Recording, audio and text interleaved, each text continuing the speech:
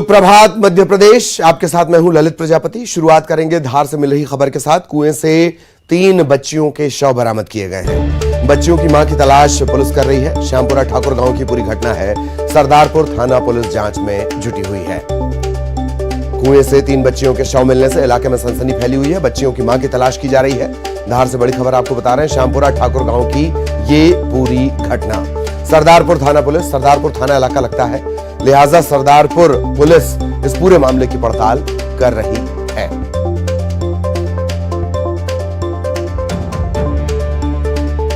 धार से खबर, कुएं से 3 बच्चियों के शव बरामद किए गए और अब इनकी मां की तलाश की जा रही है। धार का पूरा मामला, इस घटनाक्रम के बाद इलाके में सनसनी भी।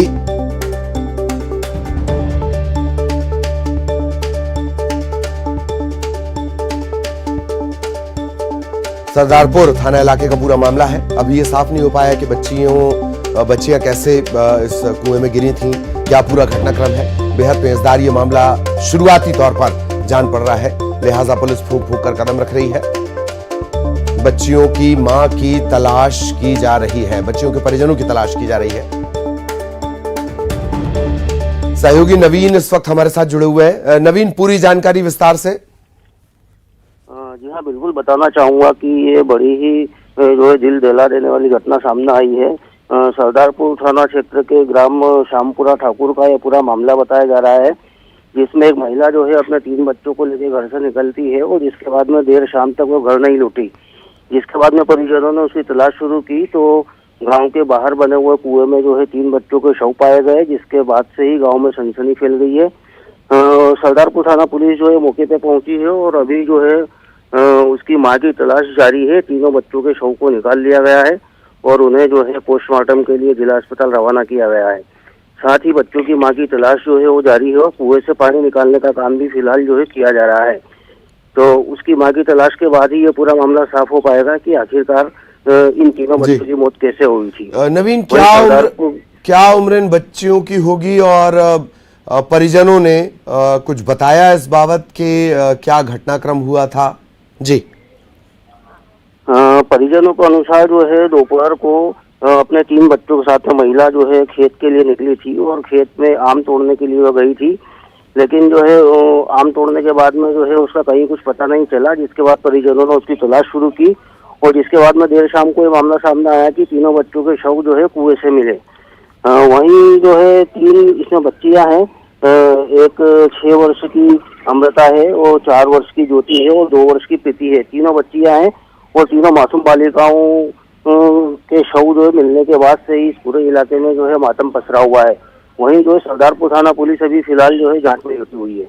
जी, चलिए, बहुत बहुत धन्यवाद नवीन इस तमाम जानकारी के लिए। सहयोगी नवीन विस्तार से जानकारी दे रहे थे।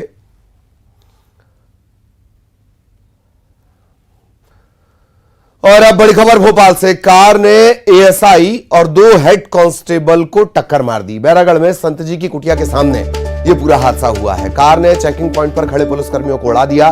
सीहोर से भोपाल की तरफ ये कार जा रही थी। एक एएसआई और 2 प्रधान आरक्षक इसमें घायल हो गए हैं। तत्काल इन्हें अस्पताल पहुंचाया गया है। कृष्णानी अस्पताल में इनका इलाज चल रहा है। बेकाबू कार ने चेकिंग पॉइंट पर खड़े एएसआई और 2 हेड कांस्टेबल को टक्कर मार दी। सहयोगी रंजना हमारे साथ जुड़ी हुई है, सीधे रंजना के पास आपको लिए चलेंगे। रंजना, क्या कुछ अपडेट इस घटनाक्रम में?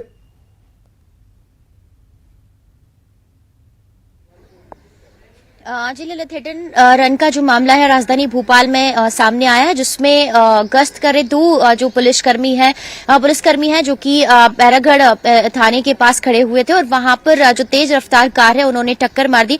हालांकि अच्छी बात यह है कि जो एक एएसआई और 2 जो सिपाही हैं वो घायल हुए हैं, लेकिन अभी फिलहाल किसी भी तरह से ये जो गंभीर हालत में नहीं है, क्योंकि तुरंत इन्हें हॉस्पिटल पहुंचा दिया गया था और फिलहाल जो सभी पुलिसकर्मी है वो सुरक्षित है। लेकिन इस पूरी मामले की जो घटना है सीसीटीवी में कैद, और इसको लेकर जो सीसीटीवी फुटेज है वो देखे जा रहे हैं। और जो कार ड्राइवर है वो फिलहाल फरार था, और इसको लेकर लगातार जो पुलिस है जो सर्चिंग है वो तेज करी ताकि आरोपी जो ड्राइवर है उसको गिरफ्तार किया जा सके। लेकिन ललित, ये पहला मामला नहीं है राजधानी भोपाल में जब इस तरीके की घटनाएं हुई है। इससे पहले भी जो राजधानी भोपाल में कुछ दिनों पहले हिट एंड रन का एक मामला सामने आया था, जिसमें गश्त कर रहे पुलिस कर्मियों को जोरदार टक्कर लगी थी और कई जो पुलिसकर्मी हैं वो गंभीर रूप से घायल हुए थे। तो इस तरह की घटनाओं को लेकर अब सख्त होने की जरूरत है और इस तरीके से जो स्पीड है उस पर कंट्रोल करने की जरूरत है, ताकि राजधानी भोपाल में जिस तरीके से लगातार हादसे हो रहे हैं, स्पीड ओवर जो स्पीड के चलते जो सड़क पर खड़े लोग या फिर जो आम लोग हैं या फिर गश्त कर रहे पुलिसकर्मी इस तरह से शिकार हो रहे हैं, इन घटनाओं पर रोक लगाई जा सके। और ओवर स्पीड को लेकर जरूर जो सख्त एक्शन है वो यहां पर लेने की जरूरत है, ताकि आने वाले दिनों में इस तरह की जो हिट एंड रन के केसेस हैं उनको रोका जा सके। ललित, रंजना, एक और अहम बात है, ये जिस रूट की बात हो रही है भोपाल सीहोर रूट, भले ही इसे चौड़ा कर दिया गया हो और ये बताया गया हो कि तमाम ध्यान ट्रैफिक का यहां रखा गया है, पर इस रोड की अस्तता, व्यस्तता और रफ्तार अभी भी बहुत जानलेवा है। जी जी ललित, बैरागढ़ के पास अपना जो हादसा हुआ है जिसमें पुलिसकर्मी जहां वहां पर खड़े हुए थे, ट्रैफिक को कंट्रोल कर रहे थे। और इस बैरागढ़ की बात कर ली जाए तो यहां पर बड़ा मार्केट भी है जहां पर बहुत बड़ी संख्या में लोग पहुंचते खरीदारी करने के लिए। लेकिन जो ट्रैफिक की आपने बात कही, 3 जो जगह आने जाने के लिए अलग जो ट्रैफिक है वो कंट्रोल किया जाता है, बीआरटीएस कॉरिडोर अलग बना हुआ है।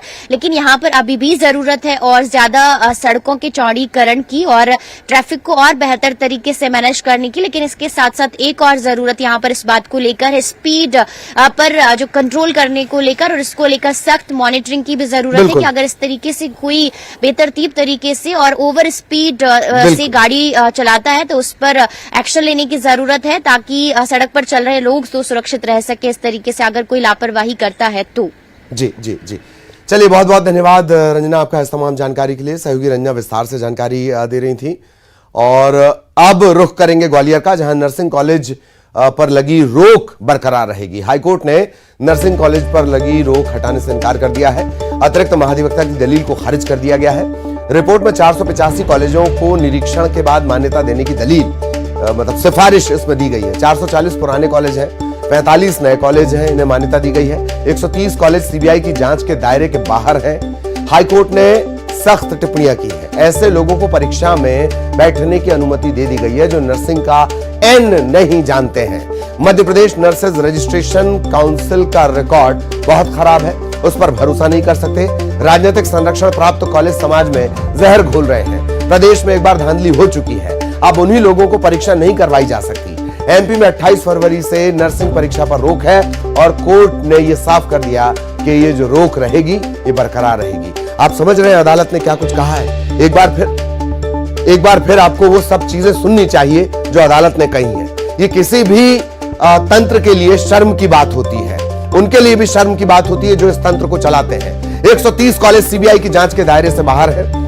परीक्षा में बैठने की अनुमति उन्हें दे दी गई जो नर्सिंग का एन नहीं जानते। Madhya Pradesh nurses registration council का रिकॉर्ड बहुत खराब है, उस पर भरोसा नहीं कर सकते। राजनीतिक संरक्षण प्राप्त कॉलेज समाज में जहर घोल रहे हैं। सहयोगी सुशील हमारे साथ जुड़े हुए हैं। सुशील, ये तमाम बातें रोक बरकरार रहेगी, लेकिन इसमें जो बात अदालत ने जो टिप्पणी की है वो बहुत शर्मिंदगी भरी है और सिस्टम और व्यवस्थाओं के लिहाज से उससे बुरा कुछ नहीं। सुशील। बिल्कुल ललित जी, देखिए हाई कोर्ट ने जिस तरह से सख्त टिप्पणी की है उसमें साफ नज़र आ रहा है कि कितना बड़ा ये गड़बड़ झाला है। आपको बता दें कि 28 फरवरी को हाई कोर्ट ने रोक लगाई थी। मध्य प्रदेश में नर्सिंग परीक्षा जो होने वाली थी उस पर रोक लगाई थी। इस रोक को हटाने के लिए लगातार शासन और निजी कॉलेज द्वारा अपील की जा रही थी। इसी की सुनवाई कल हुई। उसमें जो अतिरिक्त महाधिवक्ता है शासन के, उन्होंने तर्क दिया था कि जो 485 कॉलेज है जिनमें परीक्षा आयोजित करानी है उनमें से सिर्फ 45 कॉलेज नए हैं, 440 कॉलेज पुराने हैं। छात्रों के भविष्य को देखते हुए परीक्षा की अनुमति दी जाना चाहिए। इनमें से 130 कॉलेज ही सीबीआई की जांच के दायरे से बाहर है। समझ रहे ललित जी, यानी 350 जो कॉलेज हैं उनकी जांच सीबीआई कर रही है। तो हाई कोर्ट ने इन सबको दलील सुनने के बाद जो है परीक्षा पर रोक लगाने से जो लगी रोक है उसको हटाने से साफ इनकार कर दिया। और हाई कोर्ट ने जो सख्त टिप्पणियां की है उसमें साफ छुपा कि कितना बड़ा ये नेक्सस है। हाई कोर्ट ने कहा है कि प्रदेश में एक बार धांधली हो चुकी है, ऐसे में उन लोगों को फिर से परीक्षा आयोजित कराने के लिए जिम्मेदारी कैसे दी जा सकती है। जब मामलों की जांच सीबीआई कर रही है तो फिर कॉलेजों को परीक्षा कराने की अनुमति कैसे दी जा सकती है। जिन छात्रों को, जिन लोगों को नर्सिंग का एन नहीं मालूम, उन लोगों को परीक्षा में बैठने की अनुमति कैसे दी जा सकती है। हाई कोर्ट ने सख्त नाराजगी भी जताई है कि Madhya Pradesh nurses registration council का रिकॉर्ड बहुत शॉर्ट में उस पर भरोसा नहीं किया जा सकता। बहुत शॉर्ट में ये जो दलील है ये सालों पुरानी और घिसी पिटी है कि बच्चों का भविष्य खराब हो जाएगा। जब से शिक्षा माफिया ने प्रदेश में पनपना शुरू किया तब से वो यही दलील दे रहा है। बहुत शॉर्ट में बिल्कुल सही बात है, यही दलील दे रहा है। लेकिन हाईकोर्ट ने इसमें साफ कहा है कि जो कॉलेज है सीबीआई की जांच के दायरे में चल रहे हैं, जो कॉलेज लगातार फर्जीवाड़ा कर रहे हैं, उन कॉलेजों को कहीं ना कहीं रसूखदार राजनीतिक संरक्षण प्राप्त है। और यही वजह है कि ये जो कॉलेज है ये मनमानी कर रहे हैं, नियमों का मखौल उड़ा रहे हैं। और एक तरह से जिन लोगों को ये परीक्षा पास करा के समाज में भेज रहे हैं वो लोग एक तरह से समाज के लिए घातक है, समाज में जहर घोलने का काम ये कॉलेज संचालक कर रहे हैं। ये टिप्पणी जो है ललित जी, समझा जा सकता है कि कितनी सख्त टिप्पणी हाईकोर्ट की तरफ से और कितना सख्त ये मामला है। तो अब सीबीआई के अधिकारी को तलब किया है हाईकोर्ट ने और ये जो दस्तावेज सारे जांच के मिले हैं ये सीबीआई को सौंपा जाएगा। तो जो कॉलेज बचे वो भी लगभग सीबीआई की जांच के दायरे में आ जाएगा, ऐसा माना जा रहा है। चलिए, बहुत बहुत धन्यवाद सुशील इस तमाम जानकारी के लिए। सुशील हमारे सहयोगी विस्तार से जानकारी दे रहे थे। अब खबर जबलपुर से, संस्कारधानी से।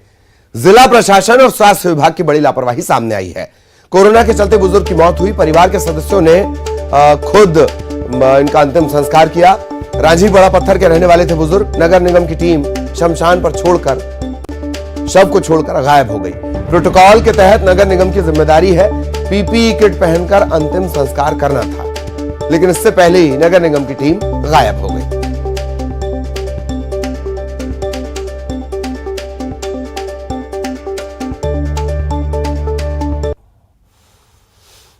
सतना में महिला ने कट्टे से फायर किया है। महिला का फायर करने का ये वीडियो वायरल हो रहा है। कट्टे से कई राउंड की फायरिंग करती है महिला दिख रही है। इंस्टाग्राम अकाउंट पर इसने अपना ये वीडियो लोड किया है। रील बनाने के लिए पति से इसने वीडियो बनवाया और अब सोशल मीडिया पर यह वीडियो वायरल हो रहा है। कानूनन ये गलत है। कट्टे से कई राउंड की फायरिंग करती नजर आ रही है महिला। सोशल मीडिया का बहुत बहुत बुरा साइड इफेक्ट।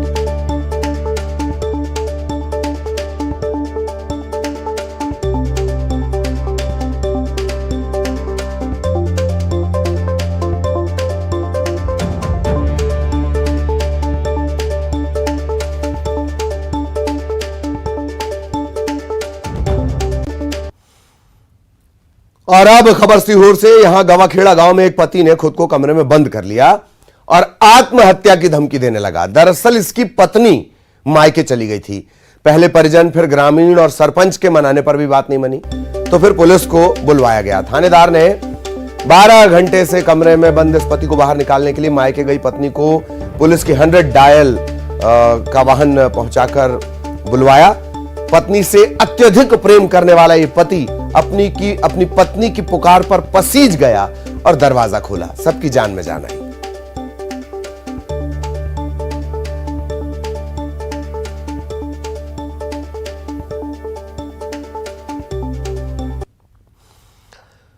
खबर ग्वालियर से, जहां एसपी ऑफिस में जनसुनवाई में पहुंचे एक युवक ने धर्म परिवर्तन की धमकी दी है। युवक ने पुलिस अधिकारी पर प्रताड़ना के आरोप लगाए और यह भी कहा कि अगर कार्रवाई नहीं हुई तो वो धर्म परिवर्तन कर लेगा। युवक अपने हाथों में मुस्लिम धर्म से जुड़ी किताब लेकर भी पहुंचा था। युवक के आवेदन पर एडिशनल एसपी ने जांच के बाद कार्रवाई का आश्वासन दिया है।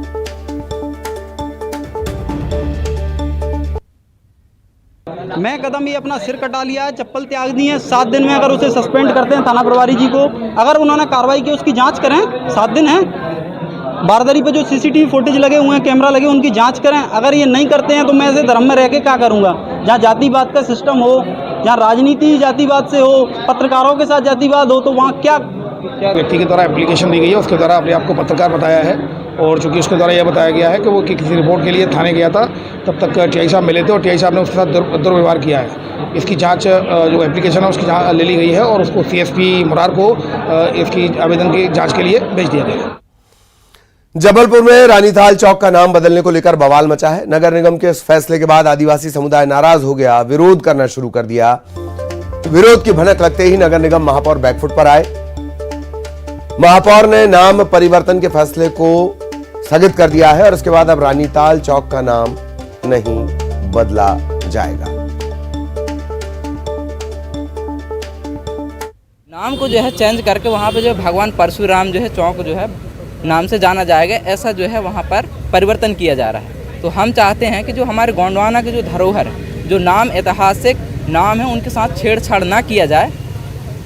हमारे महापौर जी ने सब ब्राह्मणों के बीच में जाके मंच से ये घोषणा की कि हम इसका नाम परशुराम चौराहा रखेंगे। और दूसरे दिन मैंने देखा कि पेपरों में बड़े बड़े में आया कि महापौर जी ने कहा कि इस रानीताल चौराहे का नाम परशुराम चौराहा रखना चाहिए।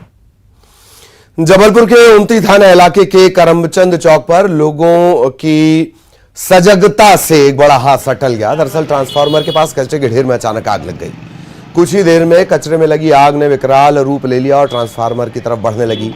लोगों ने तत्काल दमकल को उसकी सूचना दी। दमकल पहुंचने में देरी कर रही थी तो लोग खुद आग बुझाने में जुट गए। लोगों के साहस और सूझबूझ से आग को ट्रांसफार्मर तक पहुंचने से पहले रोक लिया गया। तब तक दमकल की गाड़ी भी पहुंच गई और तुरंत आग पर काबू पा लिया गया। सतना जिले के ग्राम पंचायत बड़ा इटमा में ग्रामीणों ने सराहनीय कदम उठाते हुए शराबबंदी का फैसला लिया है। ग्रामीणों ने गांव में शराब बिक्री करते अथवा शराब का सेवन करते पाए जाने पर 10,000 रुपए के अर्थदंड का प्रस्ताव पास किया है। गांव का कोई भी व्यक्ति शराब बेचता या पीता पाया गया, समाज से रिश्ता तोड़ दिया जाएगा। यह निर्णय गांव की सार्वजनिक बैठक में मिलजुल कर लिया गया है। ग्राम सभा ने इसे सर्वसम्मति से पारित कर दिया है। महिलाओं में इससे काफी खुशी देखने को मिली। बड़ा इटमा में जो पंचायत राज दिवस के उपलक्ष्य में सभी पंचायत वासियों ने, एक गांव है वहां पर सभी लोगों ने जो है ये स्वयं से निर्णय लिया है कि वो लोग मदिरा पान को छोड़ देंगे, त्याग देंगे पूर्ण रूप से। और यदि कोई मदिरा सेवन करता हुआ पाया गया या कोई क्रय करता हुआ बेचते हुए पाया गया तो उसके ऊपर उन लोगों ने जुर्माने का भी निर्धारण किया है। गर्मी का मौसम आते ही सांप नमी वाले स्थानों में छिप जाते हैं, लेकिन ये जरूरी नहीं कि जंगल ही हो। आपके घर की पानी की टंकी भी हो सकती है। बैतूल के सारणी में ऐसा ही मामला सामने आया। यहां अंडर वाटर टैंक में 2 धामन सांप घुस गए। इसकी जानकारी मिलने के बाद परिवार में हड़कंप मच गया। तत्काल रेस्क्यू टीम को इत्तला दी गई। इसके बाद एक एक कर टंकी के अंदर से सांप को रेस्क्यू किया गया। सर्प विशेषज्ञ आदिल खान ने सांप का रेस्क्यू कर उसे जंगल में छोड़ा और तब जाकर घर वालों ने राहत की सांस ली। 4 फीट की हाइट होगी और काफ़ी बड़ी सारी टंकी थी जो 2 पार्ट में बटी हुई थी। इसके बाद मैं टंकी में नीचे उतरा और सांप को बड़ी मुश्किल से रेस्क्यू करके बाहर निकाला और उस सांप को हमने पास के ही जंगल में छोड़ दिया और मैं घर वापस आ गया। लेकिन लगभग 2 घंटे बाद फिर मुझे सूचना दी गई कि उसी टंकी में एक और सांप मौजूद है। तो ये आप देख रहे हैं पानी की टंकी से ये सांप निकले हैं। 2 सांप हैं, धामिन सांप है और पानी की टंकी में ये थे। पानी की 2 बड़ी टंकियां थीं। एक सांप का रेस्क्यू कर दिया गया। बाद में खबर मिली कि नहीं भाई और एक और सांप वहां पर अंदर मौजूद है और उसके बाद फिर स्नेक कैचर जो आदिल खान है वो पहुंचे और दूसरे सांप का भी रेस्क्यू किया और फिर इन्हें ले जाकर जंगल में छोड़ा गया। और अब 25 सेकंड में खबर। शिवराज कैबिनेट की बैठक में लोगों को पट्टा देने पर बनी सहमति। मिलेट्स को बढ़ावा देने के लिए सरकार का जोर। बैठक में परोसे गए मिलेट से बने व्यंजन। सीएम शिवराज का बयान, भारत में हो रहा सांस्कृतिक पुनर्जागरण। केदारनाथ, काशी या महाकाल लोक कॉरिडोर उसका उदाहरण। सारी दुनिया में संदेश देने की कोशिश। भगवान चित्रगुप्त के प्राकट्योत्सव पर ऐच्छिक अवकाश घोषित। कायस्थ महासभा ने की थी मांग। 27 अप्रैल को गंगा सप्तमी पर रहेगा अवकाश। गृह मंत्री नरोत्तम मिश्रा का पूर्व मुख्यमंत्री पर निशाना। एक वर्ग विशेष के लिए सोचते हैं दिग्विजय सिंह, पड़ोसी मुल्क में आटा महंगा इसलिए है परेशान। विधानसभा चुनाव की तैयारियां तेज। मध्य प्रदेश में मतदाताओं का होगा सर्वे। अब घर घर पहुंचेंगे बीएलओ। नाम जोड़ने हटाने के लिए चलाया जाएगा अभियान। 16 मई 2023 तक चलेगा अभियान।